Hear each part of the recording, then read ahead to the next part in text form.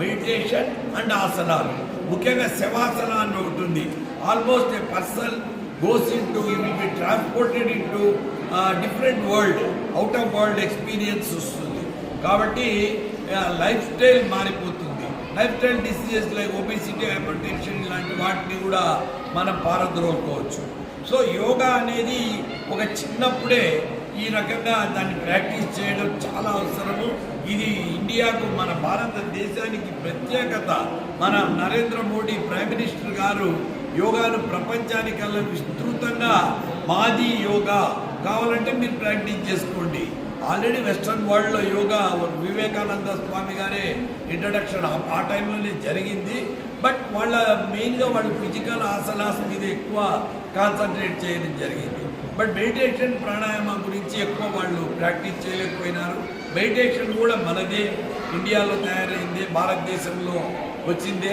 ఎప్పుడైతే నీకు ఆత్మ సాక్షాత్కారము అంటే ఇన్వర్డ్ జర్నీ అంటారు, ఇంటర్నల్ జర్నీ, మన శరీరం అంటే మన మైండ్లోకి వెళ్ళిపోవడం, లోపలికి వెళ్ళిపోవడం, ట్రాన్సెండ్ కావడం, మైండ్ బ్యారియర్ను దాటి ఆత్మను స్పృశించే అవకాశం ధ్యానంలో కలుగుతుంది. ఈ ధ్యానం ఎవరైతే ప్రాక్టీస్ చేస్తారో వాళ్ళకి ఏకాగ్రత ఉంటుంది, వాళ్ళ చదువుల్లో రాణిస్తారు, వాళ్ళు నలుగురిలో సహాయం చేసే గుణం డెవలప్ అవుతుంది. ఎందుకంటే మంచితనమే మానవత్వం, మానవత్వమే దైవత్వం. ఒక దైవం మానుష రూపేణ అన్నారు. ఒక మనిషి రూపంలోనే దైవం ఉంటాడు.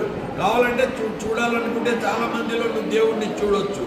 సో ఒక పాజిటివ్ దృక్పథం డెవలప్ అవుతుంది, పాజిటివ్ మైండ్ సెట్ డెవలప్ అవుతుంది. యోగాను విస్తృతంగా ప్రచారం చేసి అన్ని ప్రపంచ దేశాల్లో యోగాను మనం ముందుకు తీసుకుపోయినామంటే ఈవెన్ యుద్ధాలు కూడా ఆపేయచ్చు. మనుషులను ఒకరికొకరు సహాయం చేసుకునే విధంగా మనం మలచవచ్చు. కాబట్టి ఒక మైండ్, బాడీ, స్పిరిట్, సోల్ను ఏకీకృతం చేసేదే యోగా. Yoga means union.